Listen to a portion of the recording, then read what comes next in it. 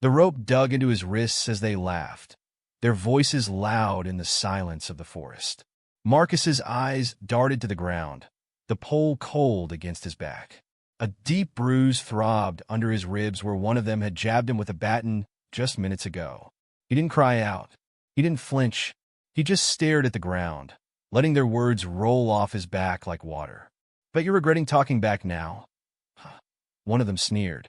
"Think of this as a little lesson," said another. His uniform badge gleamed under the pale moonlight, but there was nothing honorable about the man wearing it. A lesson in respect.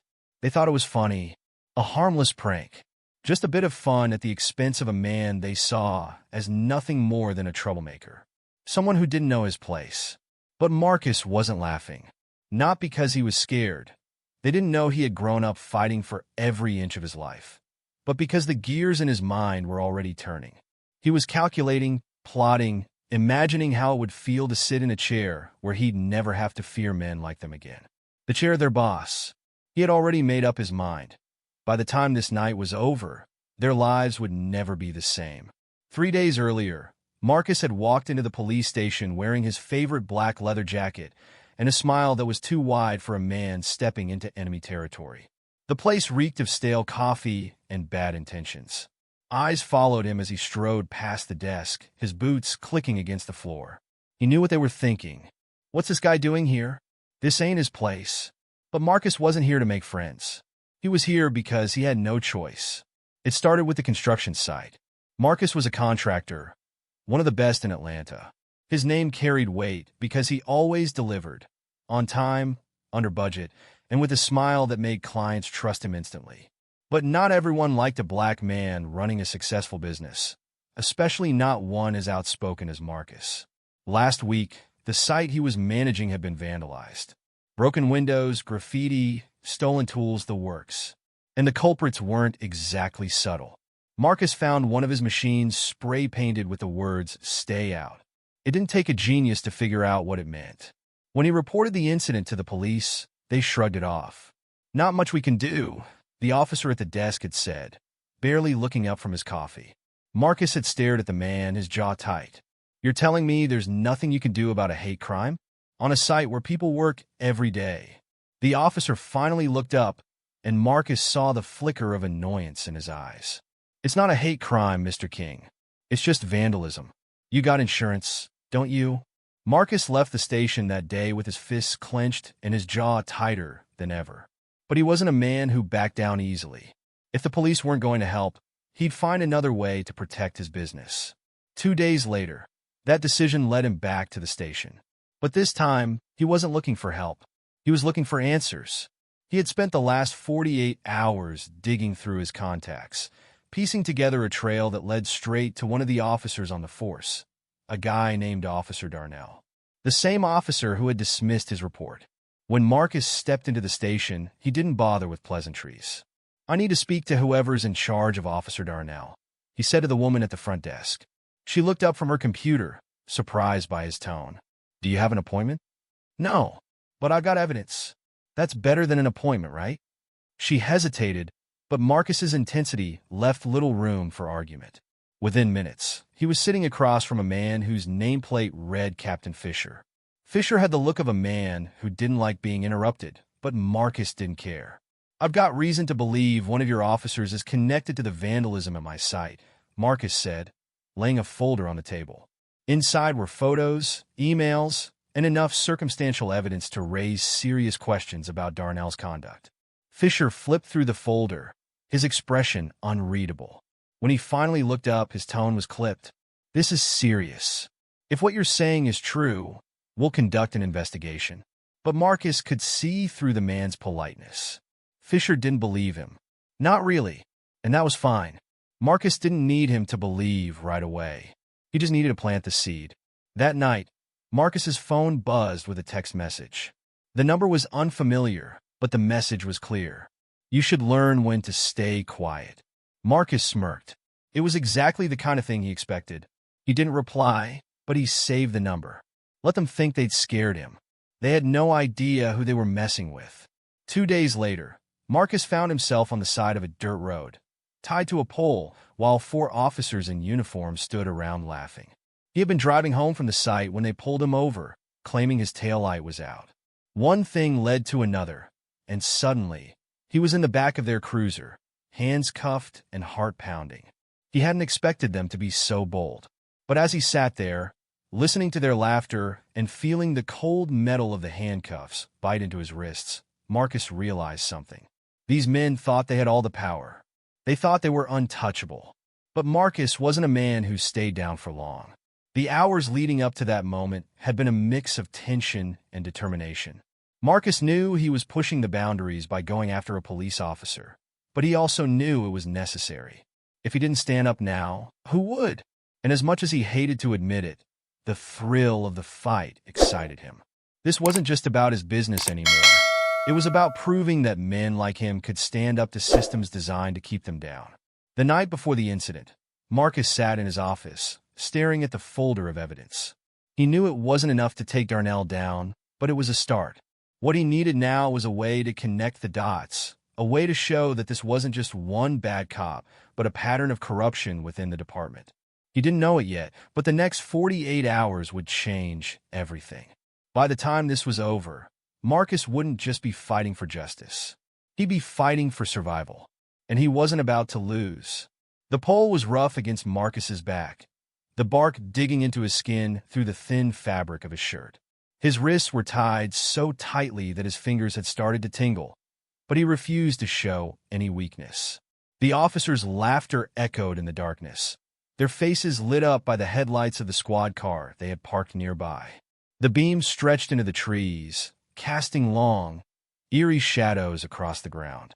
"You sure you don't want to apologize?" Officer Darnell asked, leaning in close. His breath smelled of coffee and something sour. "Could save you a lot of trouble, you know." Marcus didn't flinch. He looked up at Darnell, his expression calm and steady.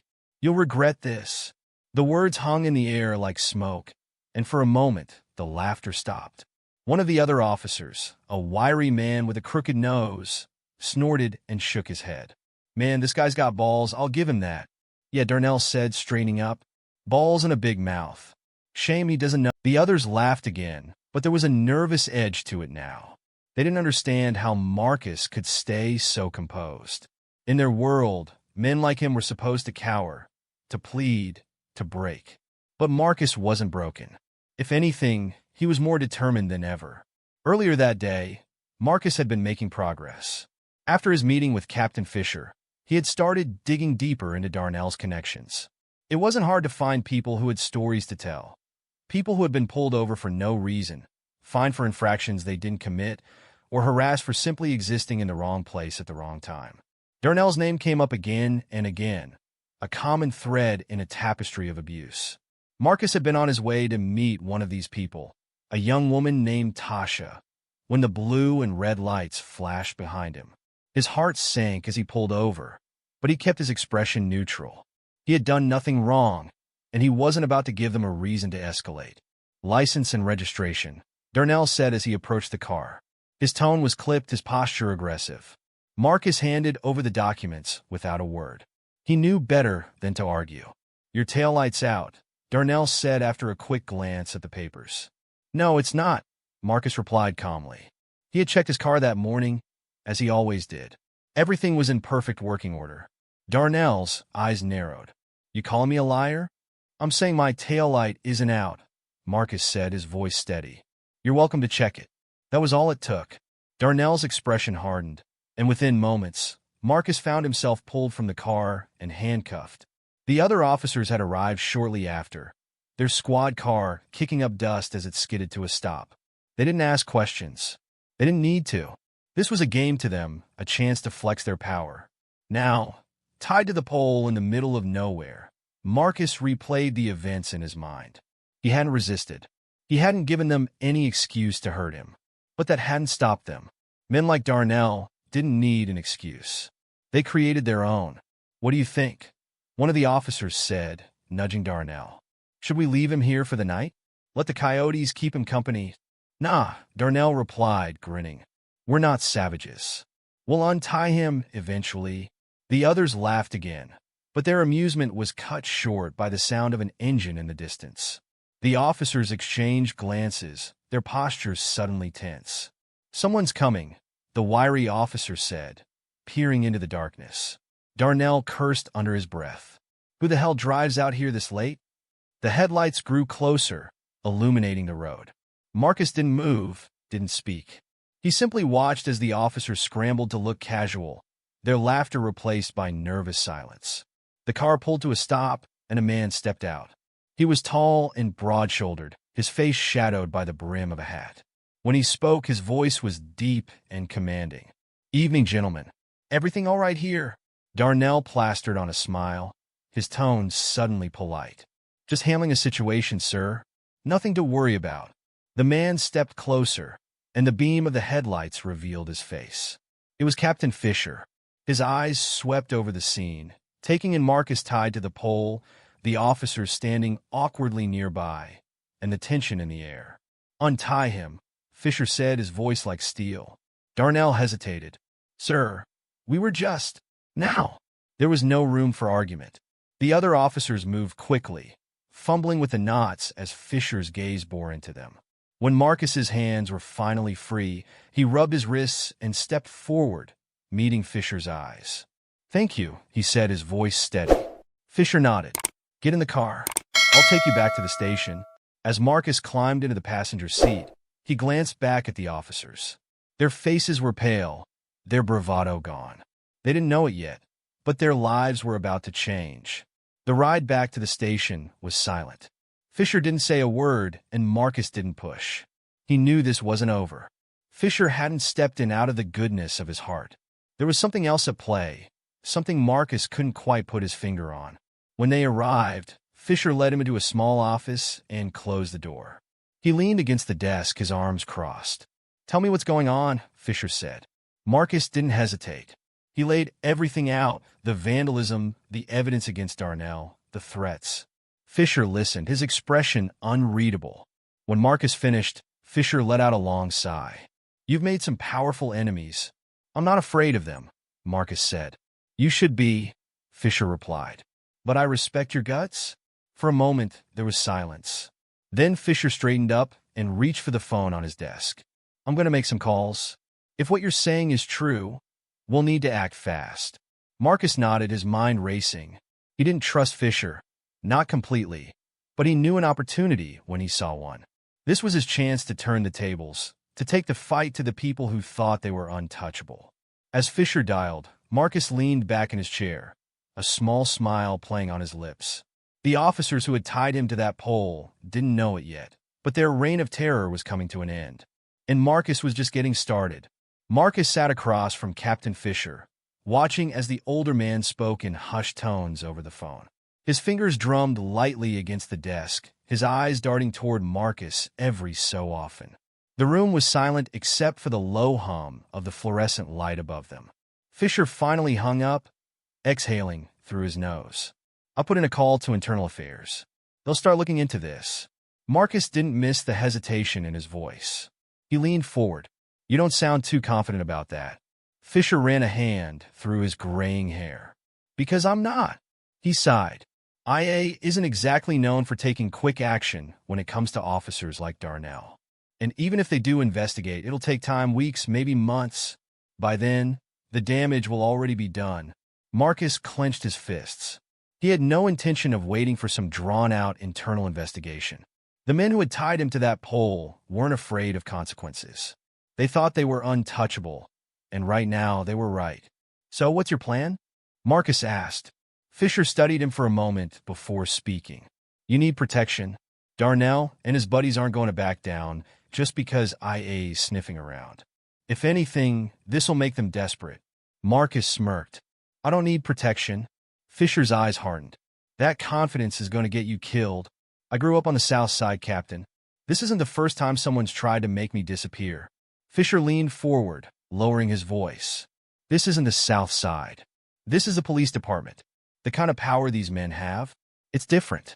They can make things happen with a simple radio call. They can make your car disappear. Make you disappear. Do you understand what I'm saying?" Marcus stared at him, unflinching. "Then I guess I'll just have to take their power away." A muscle in Fisher's jaw twitched. He studied Marcus, and for the first time, something in his eyes changed. Maybe it was respect. Maybe it was something else. "You're serious about this, aren't you?" Fisher said. "Dead serious." Fisher shook his head, a wry smile tugging at his lips. "You've got guts.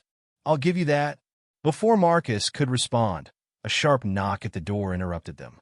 The door swung open, and a tall, broad-shouldered officer stepped inside.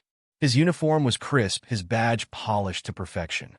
"Captain," the man said, nodding at Fisher before turning to Marcus. "Mr. King." Marcus didn't recognize him, but something about the way the officer looked at him set off alarms in his mind. There was no hostility in his expression, but there was something else, something calculated. "This is Lieutenant Dawson," Fisher said. "He's with IA." Marcus nodded but didn't speak. He had learned a long time ago that when you were surrounded by sharks, it was best to keep your mouth shut until you knew exactly what kind of water you were swimming in. Dawson took a seat beside Fisher, setting a small notepad on the desk. "I heard about what happened earlier tonight," he said, his voice even. "I want to start by saying I'm sorry you had to go through that." Marcus arched an eyebrow. "Are you?" Dawson didn't blink. "Yes." Fisher cleared his throat. "Lieutenant Dawson is one of the few guys in IA who actually cares about cleaning up this department. He's been trying to take down Darnell and his crew for months." Marcus studied Dawson carefully. "And how's that been going?" Dawson's jaw tightened. "Slow, which means they still own this place. For now," Dawson said. "But if we work together, we can change that." Marcus leaned back, crossing his arms. "What's your plan?" Dawson pulled out his phone and slid it across the desk. Marcus glanced down at the screen. It was a picture, grainy but clear enough to recognize. It was Darnell, standing outside a dimly lit bar. He wasn't alone. Another officer stood beside him, one Marcus didn't recognize. But the man they were talking to? That was different. It was a known drug dealer. Marcus whistled. Well, what do we have here?" Dawson nodded. "Darnell and his crew aren't just dirty cops.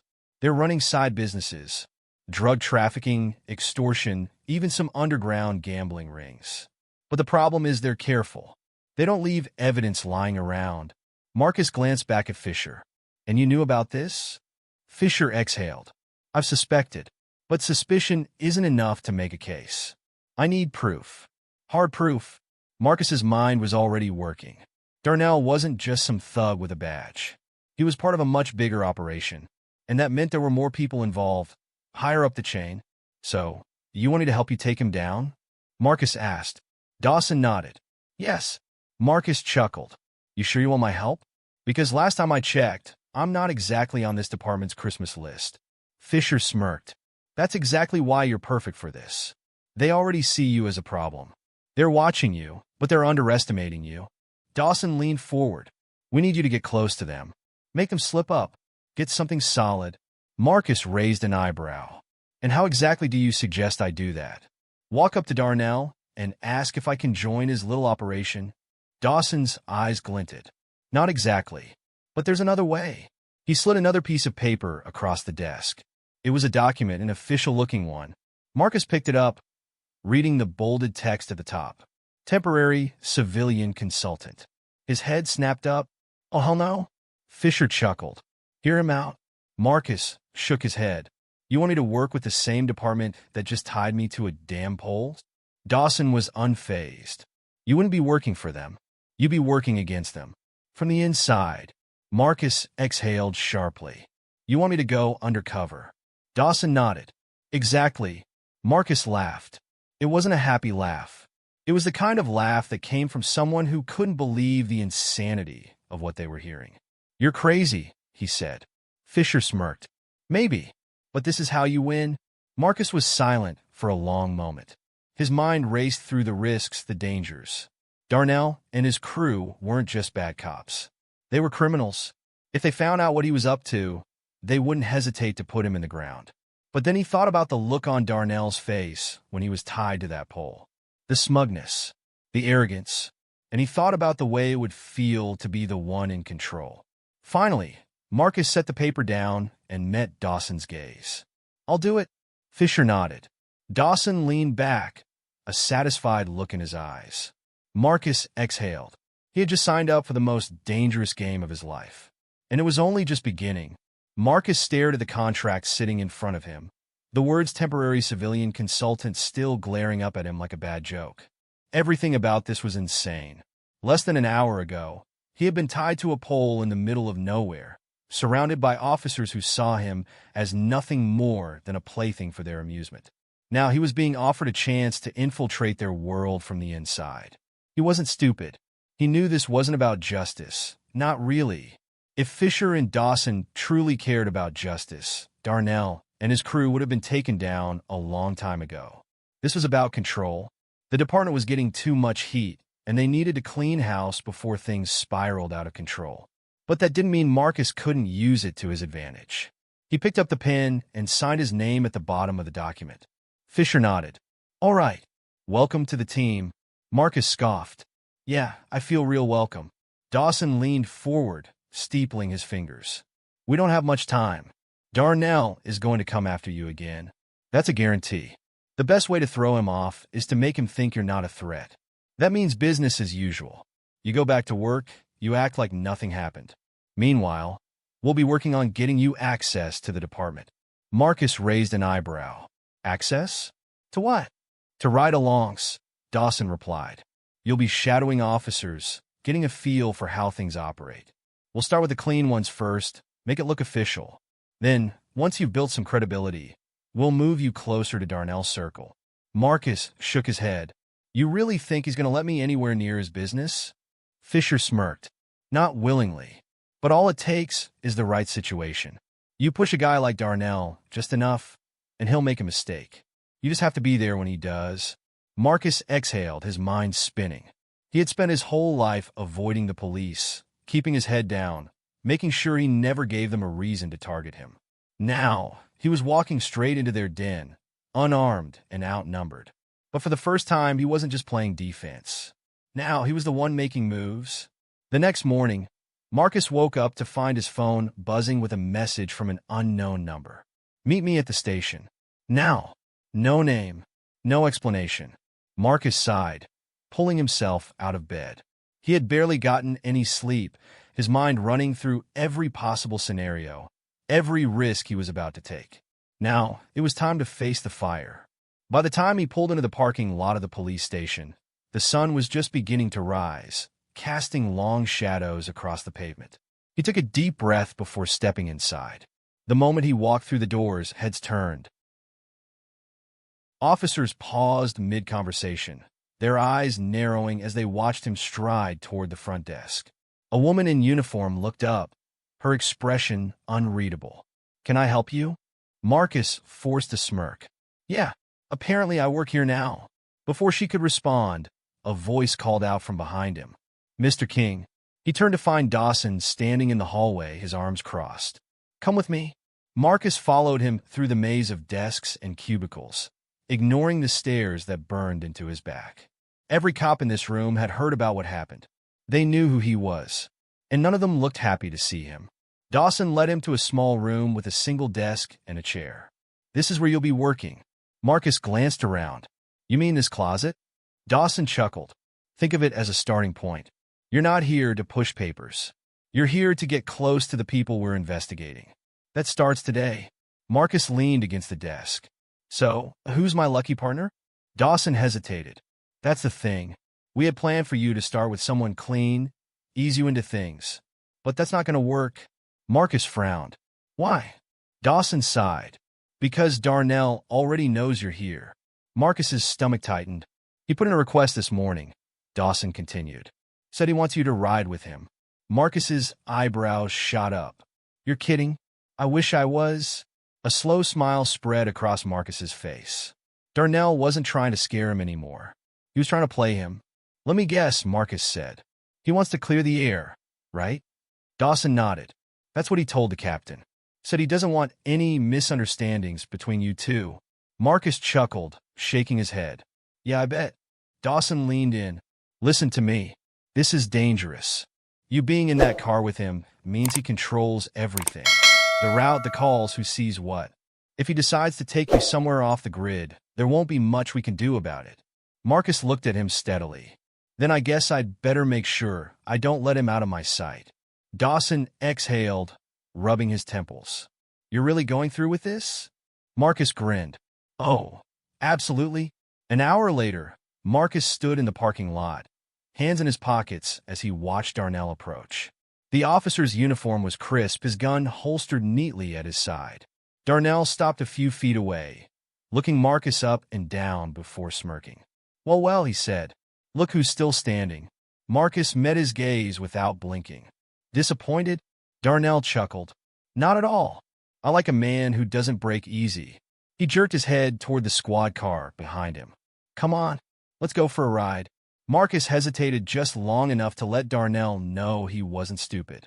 Then, with a slow smirk, he pulled open the passenger side door and slid in.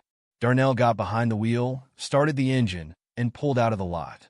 For the first few minutes, neither of them spoke. The only sound was the hum of the tires against the pavement. Then, Darnell broke the silence. You know, King, I've been thinking. Yeah, Marcus said, staring out the window. You're a smart guy. And smart guys don't usually go picking fights they can't win. Marcus turned his head slightly. That right? Darnell nodded.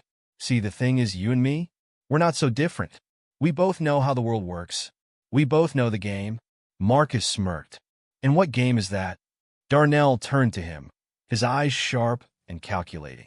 The one where the only way to win is to be on the right side. Marcus didn't respond. He didn't have to, because he already knew where this was going. Darnell was about to make him an offer, and the real game was about to begin.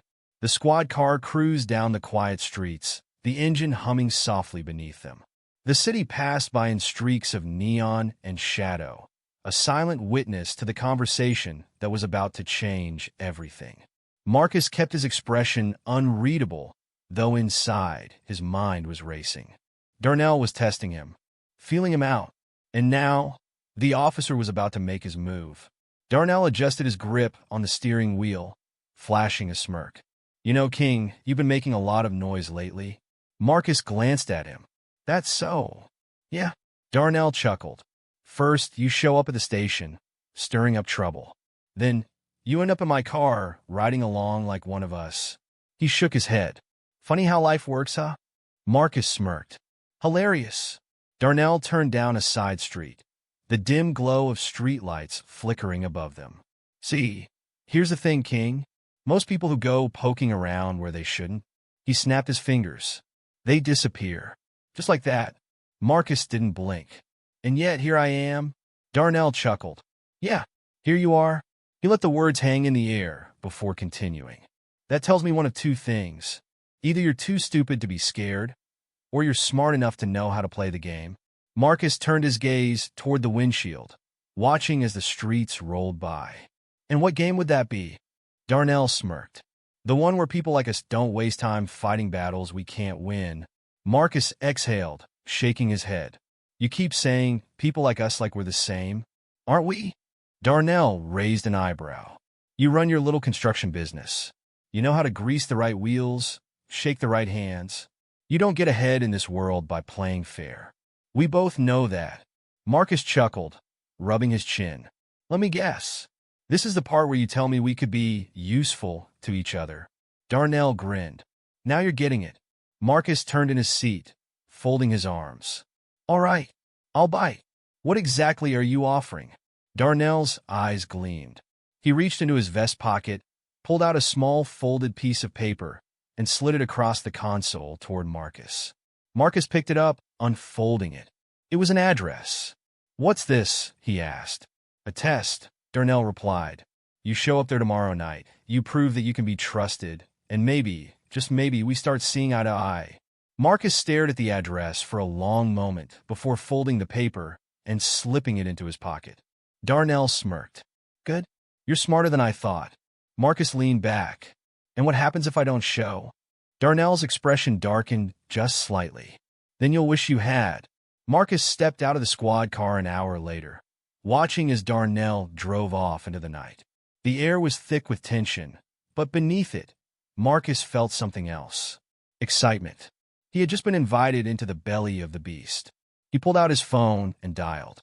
It rang twice before Dawson picked up. "You're alive," Dawson said flatly. "Yeah," Marcus replied, rubbing his temple. "And I just got my first assignment." There was a brief silence. Then Dawson's voice turned serious. "Talk to me." Marcus relayed everything. Darnell's offer, the address, the implications. Dawson exhaled sharply. "Damn, that's fast. I thought it would take weeks to get this deep." Marcus chuckled. "Yeah, well, I guess they really wanted to be part of the family." Dawson's tone turned grim. "You know this is a trap, right?" "Obviously," Marcus replied. "But that doesn't mean I'm not walking into it." Dawson cursed under his breath. "Look, if you go to that address, we won't be able to cover you. Whatever's waiting for you there, you'll be on your own." Marcus smiled. "Wouldn't be the first time." Dawson hesitated. "Just be careful, all right?" Marcus nodded. "Always." The next night, Marcus pulled up to the address written on the paper. It was an abandoned warehouse on the outskirts of the city, the kind of place where bad things happened and no one asked questions. The building was dark, the only light coming from a few flickering street lamps. Marcus stepped out of his car, his footsteps echoing against the cracked pavement. He kept his breathing steady, his muscles loose. He had no idea what he was walking into, but he had already made peace with it. If Darnell wanted to test him, then so be it. He was ready. As he approached the warehouse doors, they creaked open slightly. A shadow moved inside. "Come in," a voice called. Marcus stepped through the doorway, his eyes adjusting to the dim lighting. The warehouse was mostly empty, save for a few crates stacked along the walls. In the center of the room stood 3 men. Darnell was one of them. The other 2 were strangers, big, built like linebackers, and definitely not cops. Marcus stopped a few feet away, hands in his pockets. "All right, I'm here. Now what?" Darnell smirked. "Now you prove yourself." One of the men stepped forward, holding something in his hand. Marcus's stomach tightened when he saw what it was. A gun. Darnell nodded toward a 4th man, sitting on his knees in the corner of the warehouse, his hands tied behind his back. The guy looked beaten, his lip was busted, his eyes swollen shut. He was barely conscious. Darnell turned back to Marcus. "This guy?" He gestured toward the kneeling man. "He stole from us. Now, we need to send a message." Marcus's jaw clenched. He already knew where this was going. Darnell held out the gun. "You want to be part of this? Show me you can get your hands dirty." The room was silent. Marcus stared at the gun. The air grew thick, tension crackling like static electricity. This was it, his first real test, and whatever happened next would determine everything.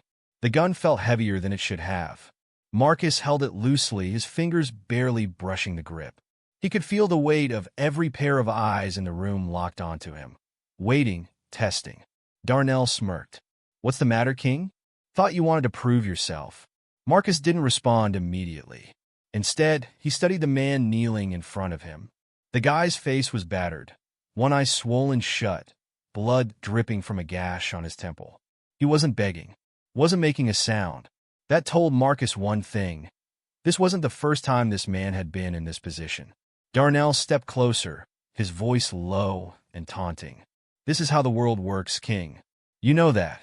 You want to play with the big boys? Then you got to be willing to do what's necessary." Marcus smirked and turned the gun in his hand, feeling the cold metal against his palm. He made a show of examining it before lifting his eyes back to Darnell. "What did he do?" Marcus asked, his voice calm. Darnell chuckled. "Does it matter?" Marcus tilted his head. "It does to me." One of the other men stepped forward, bigger than Darnell, his arms crossed over his chest like he was waiting for an excuse to throw Marcus through a wall. "Man stole from us," the guy grunted. "Money. Product." Thought he could disappear. Marcus glanced back at the kneeling man. He wasn't moving, wasn't making eye contact. He just stared at the ground, silent. "Sounds like a serious problem," Marcus said, nodding. He shifted the gun, holding it a little more firmly. Darnell smirked. "So handle it." Marcus exhaled. He turned slightly, pretending to adjust his grip. In that moment, 100 thoughts ran through his head. This wasn't just a test. It was a trap. Darnell wasn't stupid. He knew Marcus wasn't a killer. He wanted to see how he'd react. He wanted to see if Marcus would fold. Or worse, if he'd hesitate just long enough to give Darnell a reason to take him out. Marcus made his decision. He lifted the gun, and then, in one smooth motion, he turned and aimed it at Darnell. The room shifted in an instant. The other two men tensed, hands moving toward their belts. Darnell, however, just smiled. "That's cute," he said, unfazed. Marcus kept the gun steady. "What's your play here, Darnell? You bring me out here, put a gun in my hand, then wait to see if I'll dance for you?" Darnell's smirk didn't falter. "I needed to see what kind of man you are." Marcus chuckled. "And what did you figure out?" Darnell exhaled, then nodded toward the kneeling man. "Pull him up." The two large men obeyed, yanking the guy to his feet. He stumbled but managed to stay upright.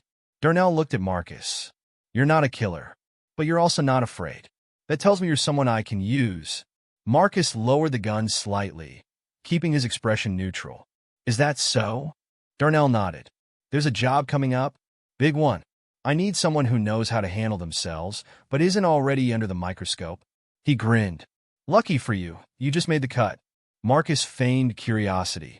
"And what exactly does this job involve?" Darnell didn't answer right away. Instead, he turned to the battered man. "Get him out of here," he ordered. The two goons dragged the man toward the exit, disappearing into the shadows. Darnell faced Marcus again. "I'll be in touch.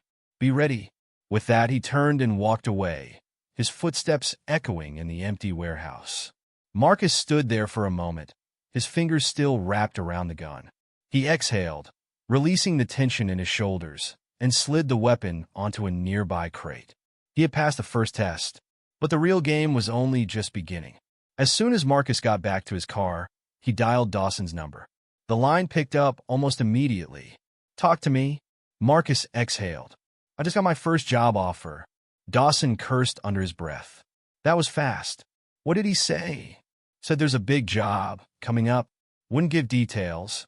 Dawson was silent for a moment. "Then, we need to find out what it is.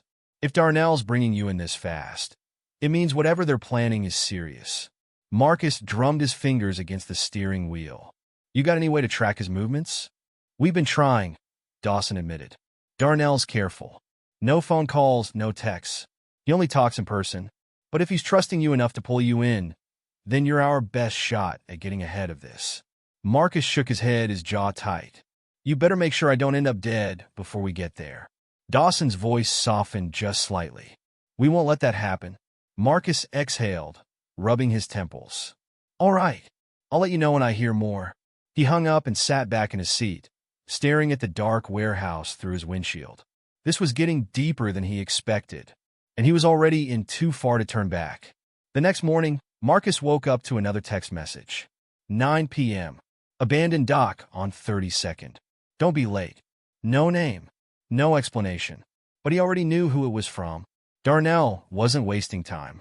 Marcus exhaled, setting the phone down on his nightstand. Tonight, he was walking into the unknown again. And this time, there might not be a way out. The docks were almost completely silent, except for the occasional creak of old wooden planks beneath the weight of Marcus's boots. The air was thick with the salty scent of the river, the moon casting a pale, silver glow over the abandoned boats and rusted shipping containers.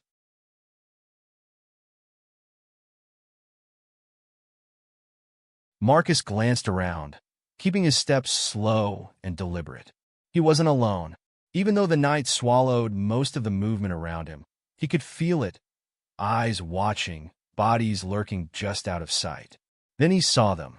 Darnell stood near the edge of the dock, leaning against a black SUV. Two other men were beside him, one of whom Marcus recognized from the warehouse the night before.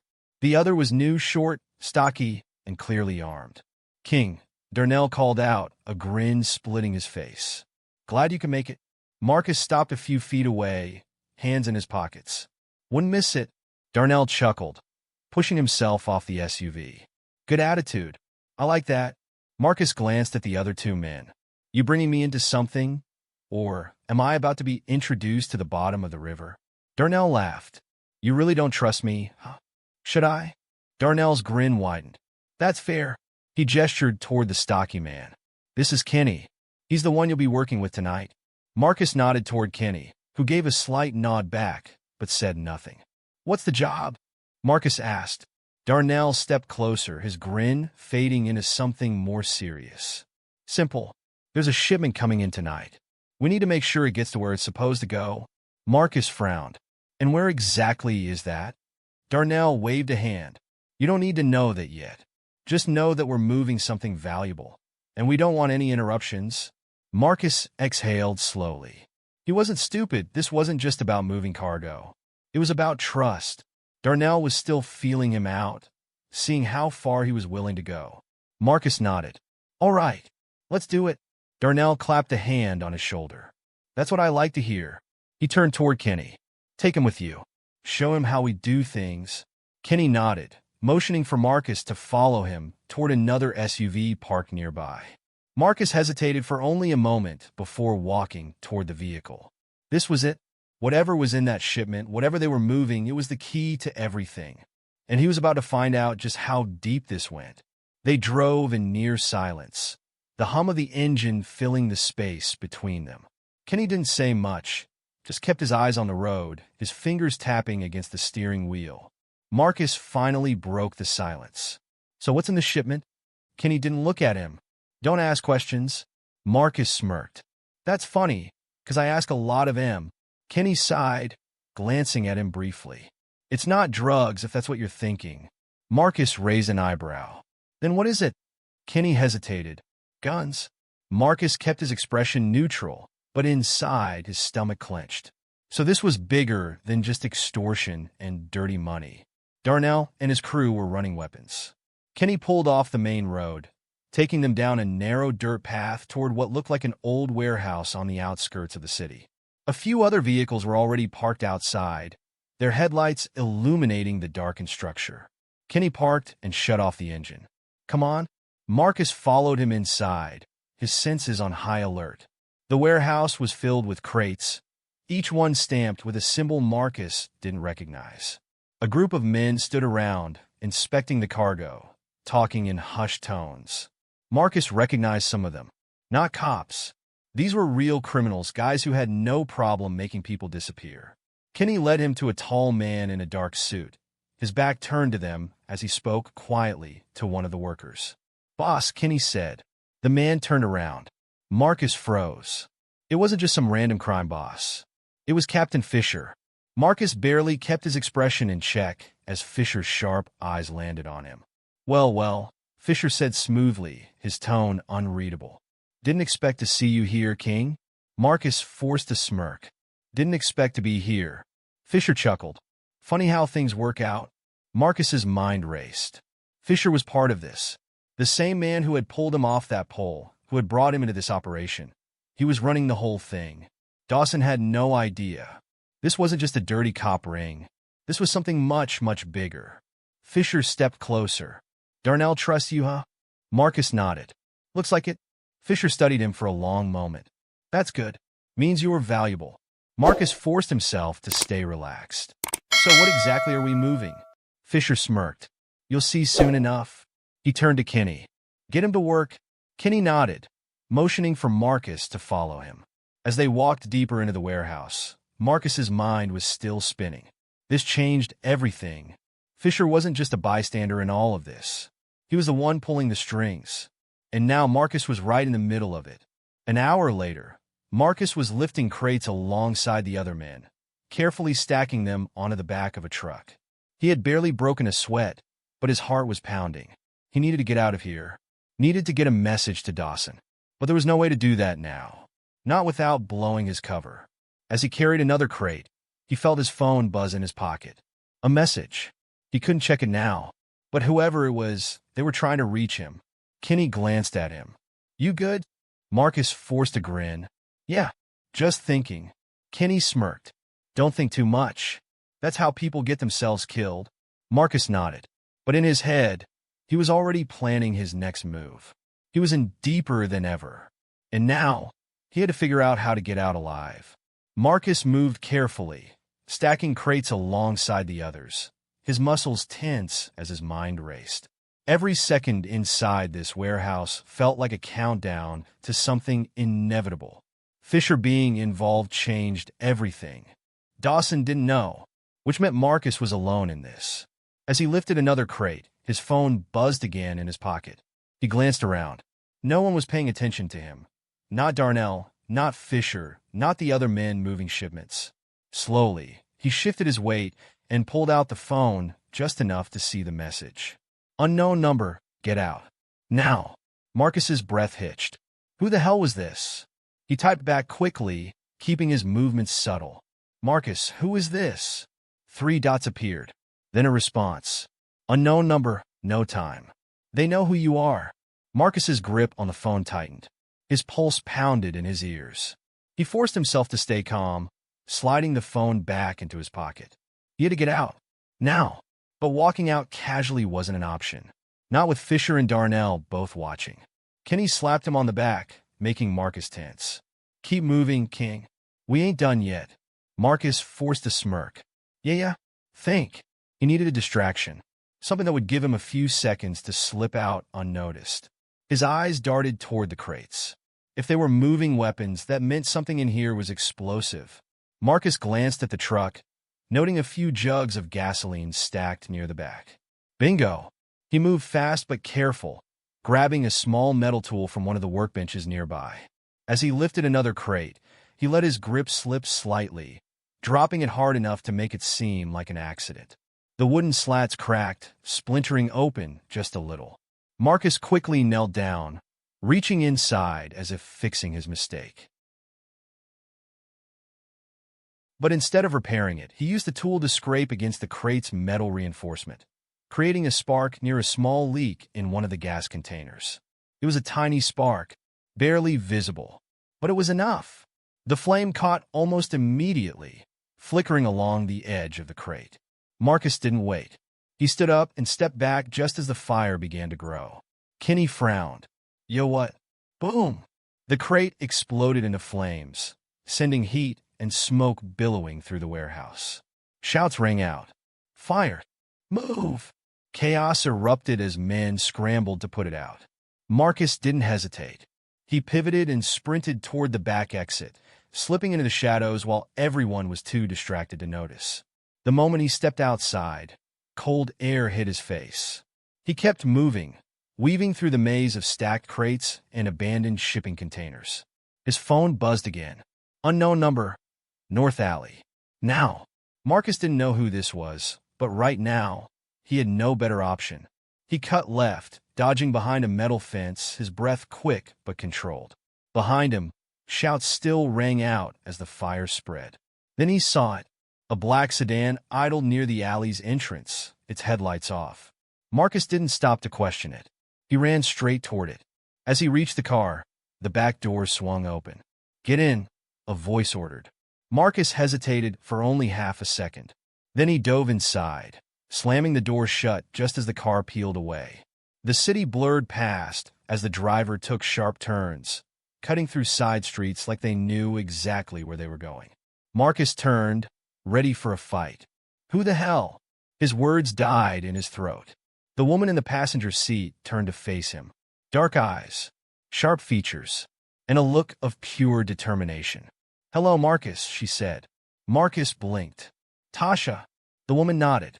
Tasha, the woman he had been trying to meet before Darnell's crew picked him up. The woman who had dirt on this entire operation.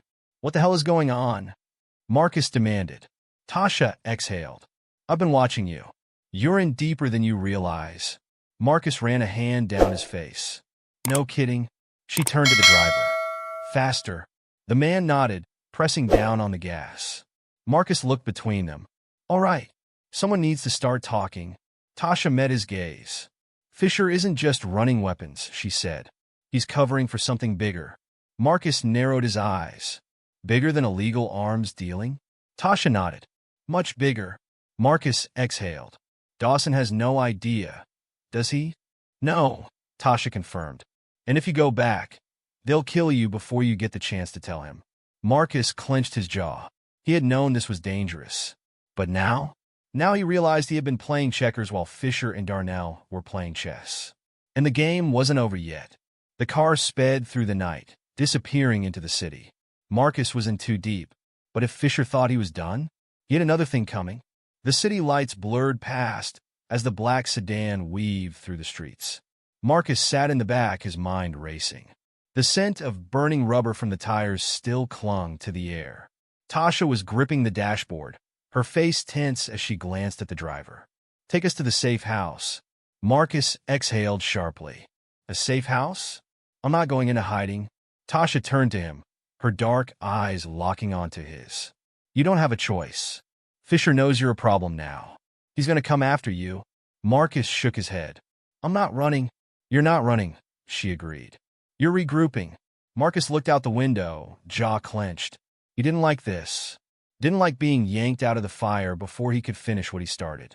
But deep down, he knew she was right. Fisher had been testing him, just like Darnell had. But now, the game had changed. The explosion at the warehouse wasn't just a distraction. It was a declaration. And Fisher wasn't the kind of man who let declarations go unanswered.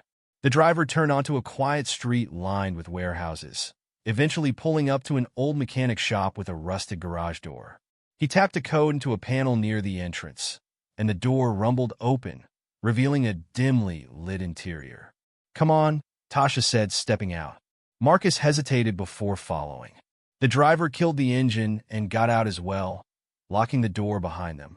Inside, the shop was cluttered but organized, old tools, spare parts, and a few scattered chairs. A large workbench was pushed against the far wall, covered in papers and maps. Tasha walked over to it, grabbing a folder and flipping it open. "You need to see this," she said. Marcus walked up and looked down at the documents inside. Photos, names, transaction records. His stomach tightened.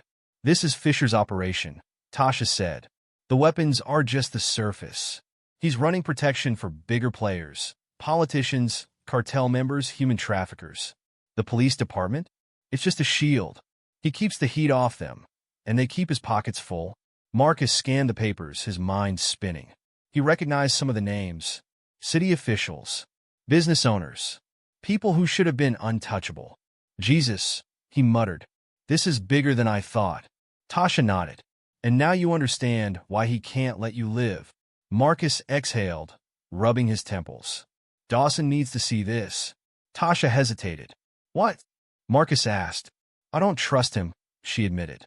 "I don't trust anyone in that department." Marcus frowned. "He's the one who pulled me into this. He's the only reason I got this far." Tasha crossed her arms. "Or maybe he's the reason you're exactly where Fisher wants you." Marcus went silent. He wanted to argue, to push back.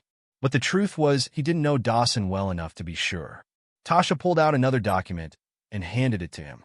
"This is a list of everyone who's disappeared in the last 2 years," she said. "People who either crossed Fisher or got too close." Marcus scanned the names, his throat tightening. Some of them were cops. Some were civilians. One of them was a journalist, someone Marcus had met a year ago while working a construction project. A guy who had been digging into police corruption. "Dawson could be on his payroll," Tasha said. "Or he could just be a useful idiot. Either way, if you bring this to him, you might as well put a bullet in your own head." Marcus clenched his fists. He had been careful, played every move smart. But now, he had no idea who he could trust. And time was running out. An hour later, Marcus stood outside the mechanic shop, staring at the city skyline. The weight of everything pressed against his chest. Tasha stepped beside him. "What are you thinking?" Marcus exhaled. "I'm thinking that I don't like being played." She smirked. "Welcome to the club." He turned to her. "How do you have all this information?" Her smirk faded. "I had a brother. He was a cop. A good one." Marcus's stomach dropped. He already knew where this was going. He started looking into Fisher, Tasha continued. A week later, they found his body in a burned-out car. No investigation. No arrests. Marcus swallowed hard.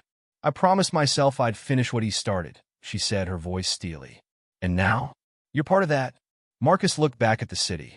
If he wanted out, this was his chance. He could disappear, start over. But he knew he wouldn't. Fisher thought he could control everything. Thought he could make people disappear whenever they became a problem. But Marcus wasn't disappearing. He was coming for him. He turned to Tasha. "We take him down," he said. Tasha nodded. "We take them all down." A plan was forming. Fisher had played his hand. Now it was Marcus's turn, and he wasn't going to miss. The warehouse was quiet, the only sound the occasional drip of water from a leaking pipe overhead. The air smelled of rust and oil, a perfect setting for what was about to go down. Marcus stood in the shadows, his heart steady, his mind razor-sharp. This was it, the final move. Tasha crouched beside him, her gun drawn, her dark eyes locked onto the entrance. "We only get one shot at this," she whispered. Marcus nodded. He knew the risks. They weren't just going after Darnell anymore. They were going after Fisher, the man who thought he was untouchable. And Fisher was coming. Marcus had made sure of that. Earlier that day, he had called Dawson. "I have proof," Marcus had said. "Everything. Fisher, Darnell, the trafficking, the money, everything. Meet me at the old shipping yard. Bring backup." Dawson had hesitated. "You sure about this?" "Just get there." It had been a gamble.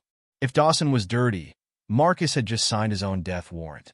If he wasn't, then he was about to witness the biggest police takedown in years. Now, all Marcus and Tasha could do was wait. Then, headlights cut through the darkness. Two black SUVs pulled up, their engines rumbling. Doors opened. Fisher stepped out first, his suit pristine, his eyes cold. Darnell followed, his usual cocky smirk missing. He knew something was off. Behind them, four armed men spread out, scanning the area.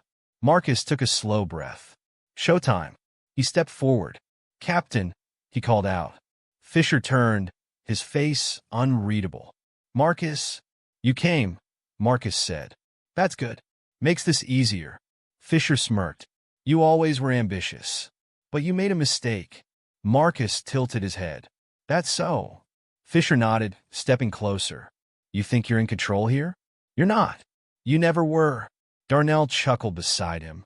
"Should have taken the deal when you had the chance, King." Marcus smiled. "Yeah, see, that's the thing. I never needed a deal." Fisher's eyes narrowed. Then, the warehouse doors burst open.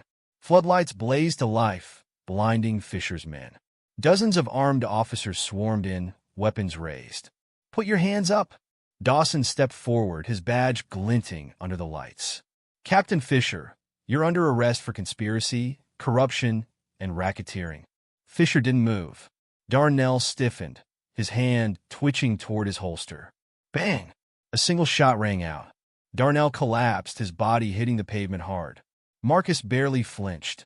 He hadn't fired the shot, but he didn't need to. Fisher, seeing no way out, slowly raised his hands. His face remained eerily calm. "This won't change anything," he said. Dawson stepped closer.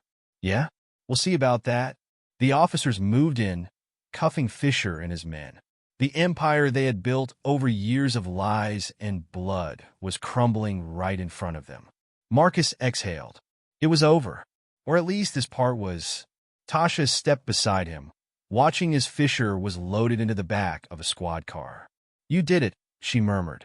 Marcus shook his head. "We did it?" She smirked. "So what now?" Marcus glanced at the city skyline. "Now." He exhaled. "Now I rebuild." The weight of everything settled over him. He had started this fight to protect his business, to stop a few bad cops from ruining his life. But it had never just been about him. It had been about taking back power. And now, for the first time, he had it. As the sirens blared and the city stretched out before him, Marcus knew one thing for certain. He wasn't done yet.